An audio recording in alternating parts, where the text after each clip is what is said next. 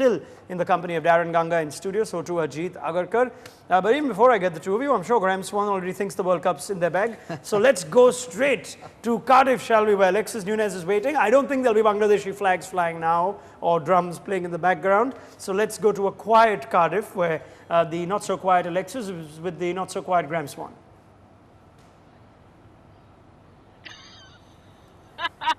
We are definitely not the two quietest people that you will ever meet, and Swanny's definitely not quiet after that resounding win for England. He's now been singing that, yes, this is it, England are going to win the World Cup. It's not coming home in football after we saw recent results, but it might just be coming home. So let's talk about this one right now. Some resistance shown, as Ronak said, but in the end, England just got the job done in style. Yeah, what it shows for me is that batting first at this World Cup is the way to go. Putting a total on the board, it's very hard to chase, you know, big totals anyway. 380 is a huge total, but once you've got the right bowling attack, you can defend totals all day long. I don't think England had that, and that's why Shakib got a very easy 100.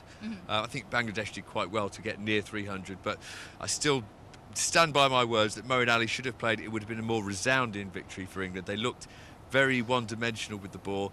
And as a result of Mo not playing, Adil Rashid looked very anodyne for me. But a brilliant victory, set up by the batsmen. And the feel-good factor will return to England, and the optimistic hope that this is the year because of the way they batted. It was very, very optimistic, positive, happy-go-lucky batting that is the way forward. Critical Swanee there with the ball. So let's just pick your brain a bit more. You mentioned Adil Rashid, who probably wasn't up to scratch for you, but who else did you expect a bit more from in this? Well, it was tricky for the seamers bowling into the wind. So Chris Wokes wasn't very effective at the top of the order. Mark Wood wasn't really effective there. I thought Liam Plunkett had a good game, bowled nicely, and JOFRA Archer again. Some serious heat bowling with the wind. First spell 95, 96 miles an hour. Yes. Oh, thank you so much. Animated. I'll say it again. Coming. More thank salt you, West in my Indies. wound. We love you. You do love us. Yeah, but overall, because the seamers, they're all right arm, and the other three guys are pretty much the same. None of them really swing it or reverse it.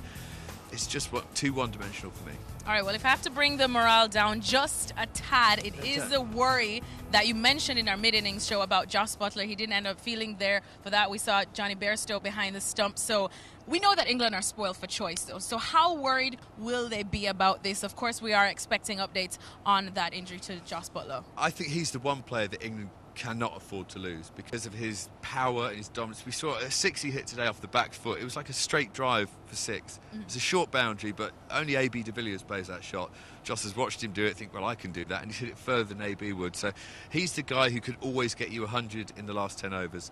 Without him against Pakistan, we look very, very weak at the bottom of the order. So Joss, please, whatever it takes, whatever you need, I'll drive you home. I'll massage you all the way. Let's get you a hit better. All right, so before we send back to studio, let's put on your teacher hat. Let's give England a grade for today. A, B, C, D? Oh, it's an A. It's not an A+, but it's an A. With the bat, magnificent. A++. But with the ball, C+. I wasn't too happy with the ball. I just don't think they looked as if they were going to break through in the middle overs, which you need to do to win the World Cup.